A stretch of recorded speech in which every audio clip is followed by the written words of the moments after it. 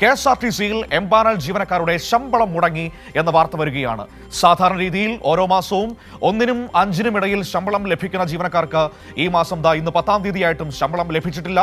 മതിയായ ഫണ്ട് ഇല്ല എന്നാണ് KSRTC മാനേജ്മെന്റിന്റെ മറുപടി. സർക്കാർ വിഷയത്തിൽ ഇടപെടുന്നില്ല എന്നാണ് ജീവനക്കാർ പറയുന്നത്.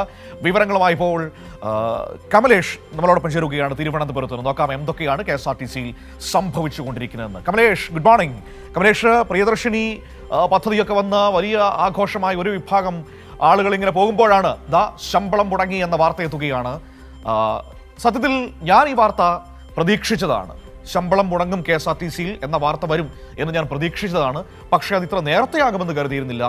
പ്രതീക്ഷിച്ചതിലും നേരത്തെ ആ വാർത്ത വന്നിരിക്കുകയാണ്. അപ്പോൾ സ്വാഭാവികമായും പ്രേക്ഷകർ ചോദിക്കാം, എന്തുകൊണ്ടാണ് അങ്ങനെ പ്രതീക്ഷിക്കുന്നതെന്ന്. അത് മറ്റൊന്നുമല്ല, ഈ KSRTCയെ 2 കാലിൽ നിർത്താൻ വേണ്ടി 1-ഉം 2-ഉം പിണറായി വിജയൻ സർക്കാർ എടുത്ത പണി അത്രമാത്രം വലുതായിരുന്നു. ചില്ലറയല്ല കേട്ടോ ആ പണി എന്ന് പറയുന്നത്.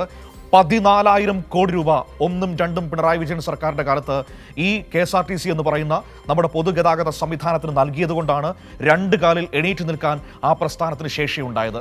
ഏറ്റവും മികവുറ്റ ഒരു ധനകാര്യ മാനേജ്മെന്റ് നടത്തിയത് കൊണ്ടാണ് 1-ാം തീയതി, മാസങ്ങളായി ഇപ്പോൾ 1-ാം തീയതി ജീവനക്കാർക്ക് ശമ്പളം നൽകിക്കൊണ്ടിരുന്നത്. അങ്ങോട്ടേക്കാണ് ഒരാവശ്യവുമില്ലാത്തതെന്ന് 100% ഉറപ്പ് പറയേണ്ട പ്രിയദർശിനി എന്ന് പറയുന്ന പദ്ധതി കൊണ്ടുവരുന്നു.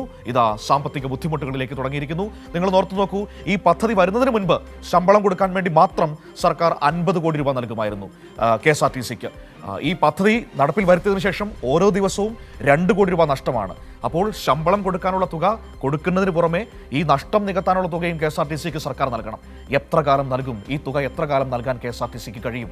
അതാണ് ഏറ്റവും പ്രധാനപ്പെട്ട വിഷയമെന്ന് പറയുന്നത്. അതാണ് ഞാൻ പറയുന്നത്, ഒരു ധനകാര്യ മാനേജ്മെന്റ് ഇല്ലെങ്കിൽ ശമ്പളം മുടങ്ങുക എന്ന വാർത്ത അവിടെ സ്വാഭാവികമായി സംഭവിക്കും. അതിനൊന്നും പറയാനില്ല.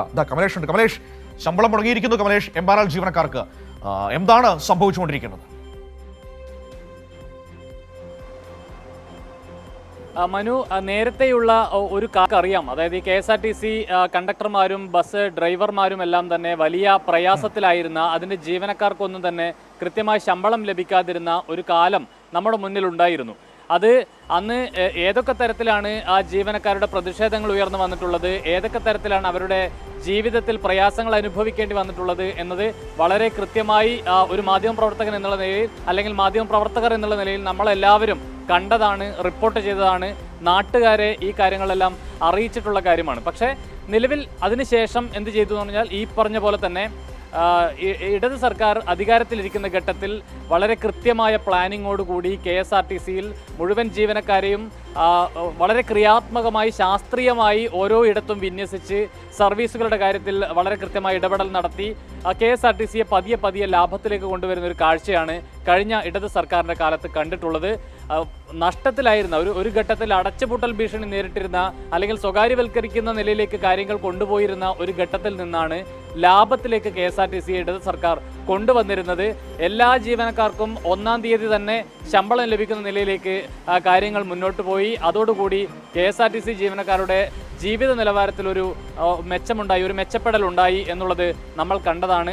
അതിനുശേഷമാണ് ഈ സർക്കാർ അധികാരത്തിലേറിയ ഉടനെ തന്നെ മനു സൂചിപ്പിച്ചതുപോലെ തന്നെ ഈ പ്രിയദർശിനി പദ്ധതി നടപ്പാക്കുന്നത്. അത് നടപ്പാക്കുക വഴി നേരത്തെ മനു വളരെ കൃത്യമായി പറഞ്ഞതുപോലെ തന്നെ അതിനു മുൻപ് വലിയ തരത്തിൽ ശമ്പളം നൽകുന്നതിനുൾപ്പെടെയുള്ള കാര്യങ്ങൾക്ക് സർക്കാർ ഒരു തുക KSRTCക്ക് നൽകുന്നുണ്ടായിരുന്നു. പക്ഷേ അതായത് അവരുടെ പ്രവർത്തന ലാഭം തന്നെ KSRTC കണ്ടെത്തുന്ന നിലയിലേക്ക് KSRTC വളരുകയും ചെയ്തു എന്നതൊരു പ്രധാനപ്പെട്ട കാര്യമാണ്. നിലവിലിപ്പോൾ വലിയ തുകയാണ്, അതായത് പ്രതിദിനം 2 കോടി രൂപ നഷ്ടമുണ്ടാകുന്ന നിലയിലേക്കാണ് ഈ പ്രിയദർശിനി പദ്ധതിയുടെ ഒരു പദ്ധതി നടപ്പാക്കുന്നത് വഴി KSRTCക്ക് ഉണ്ടാകുന്ന വലിയ പ്രയാസം എന്ന് പറയുന്നത്. സ്വാഭാവികമായും അതിൻ്റെ ബാധ്യത മുഴുവൻ സർക്കാരിന് മേൽ വരുന്ന ഒരു സാഹചര്യമുണ്ട്. KSRTC ജീവനക്കാർക്ക് ശമ്പളം നൽകുന്നതിൻ്റെ ബാധ്യത സർക്കാരിന് മുകളിലുണ്ട്. ഇതെല്ലാം കൂടി അതിന് പുറമെയാണ് നിലവിലിപ്പോൾ ഈ പ്രിയദർശിനി പദ്ധതി വന്നതിന് പിന്നാലെ KSRTC ജീവനക്കാരുടെ, എംപാനൽ ജീവനക്കാരുടെ ശമ്പളം മുടങ്ങിയിരിക്കുന്നു എന്ന വാർത്ത പുറത്തു വരുന്നത്. സാധാരണഗതിയിൽ 1-ാം തീയതിക്കും 5-ാം തീയതിക്കും ഇടയിൽ അവർക്ക് ശമ്പളം ലഭിക്കാറുള്ളതാണ്. കഴിഞ്ഞ തുടർച്ചയായിട്ടുള്ള മാസങ്ങളിലെല്ലാം ആ നിലയിൽ വളരെ കൃത്യമായി ശമ്പളം ലഭിച്ചുകൊണ്ടിരുന്നതാണ്. എന്നാൽ നിലവിലിപ്പോൾ ഈ മാസം ഇന്ന് 10-ാം തീയതിയാണ്, നമുക്കറിയാം. ഇതുവരെയും അവരുടെ ശമ്പളം ലഭിച്ചിട്ടില്ല എന്ന പരാതികളാണ് ഉയർന്നു വരുന്നത്.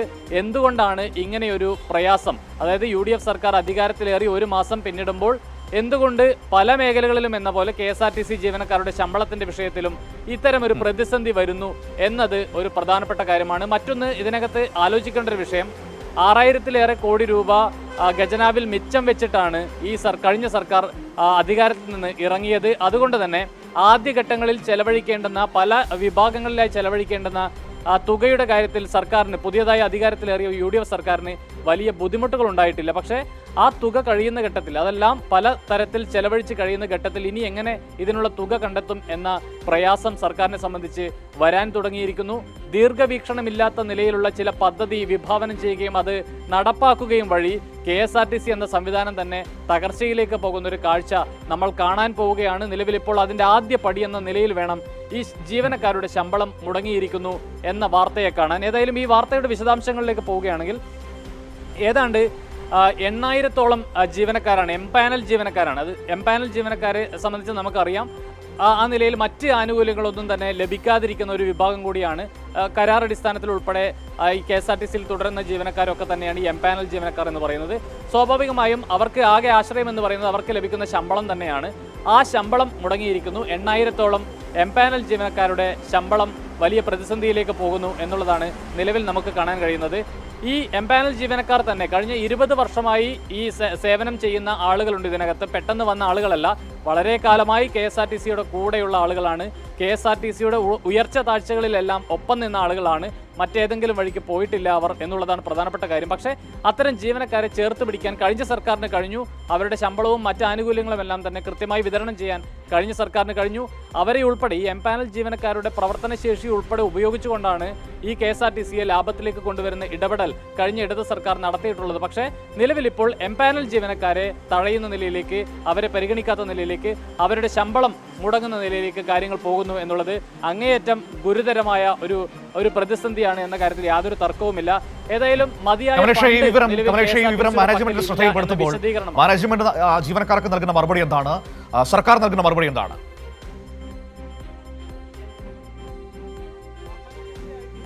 ജീവനക്കാർ മാനേജ്മെന്റിനോട് ഈ വിഷയം ആരായുകയുണ്ടായി. മാധ്യമപ്രവർത്തകർ എന്നുള്ള നിലയിൽ നമ്മളും ഇത് KSRTC മാനേജ്മെന്റിനോട് ഇത് എന്താണ് സംഭവിക്കുന്നത് എന്ന് വിശദാംശങ്ങൾ ചോദിച്ചിരുന്നു. അപ്പോൾ പറയുന്നത് നിലവിൽ ഇപ്പോൾ KSRTCയുടെ പക്കൽ ഈ ശമ്പളം നൽകാനുള്ള, എംപാനൽ ജീവനക്കാർക്ക് ശമ്പളം നൽകാനുള്ള മതിയായ ഫണ്ടില്ല എന്ന വിശദീകരണമാണ് KSRTC നൽകുന്നത്. സർക്കാർ ഈ വിഷയത്തിൽ ഇടപെടുന്നില്ല എന്ന ആരോപണം കൂടി വളരെ പ്രധാനപ്പെട്ട വിഷയമായി ഉയരുന്നു എന്നുള്ളതാണ്. അതായത് എംപാനൽ ജീവനക്കാരുടെ ശമ്പളം നൽകുന്ന വിഷയത്തിൽ നേരത്തെ മറ്റ് ജീവനക്കാർക്ക് ഉൾപ്പെടെയെല്ലാം സർക്കാർ നേരിട്ട് ശമ്പളം നൽകി അല്ലെങ്കിൽ ഫണ്ട് അനുവദിച്ചതിന് ശേഷമാണ് KSRTCക്ക് വളരെ കൃത്യമായി ശമ്പളം നൽകുന്ന നിലയിലേക്ക് കാര്യങ്ങൾ കൊണ്ടുപോകാൻ കഴിഞ്ഞിട്ടുള്ളത്.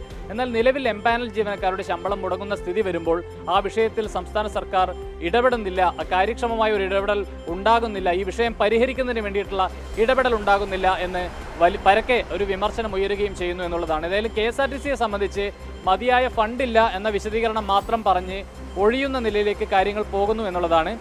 ഈ KSRTCയിലെ സ്ഥിരം ജീവനക്കാരുടെയും എംപാനൽ ജീവനക്കാരുടെയും ഇൻസെൻറ്റീവ് ബാറ്റയും ഇനിയും നൽകിയിട്ടില്ല എന്നുള്ളതാണ്. KSRTC സ്ഥിരം ജീവനക്കാർക്ക് ശമ്പളം ലഭിച്ചിട്ടുണ്ട് എന്നാണ് മനസ്സിലാക്കുന്നത്. പക്ഷേ അവരുടെ ഇൻസെൻറ്റീവ് ബാറ്റ നൽകിയിട്ടില്ല.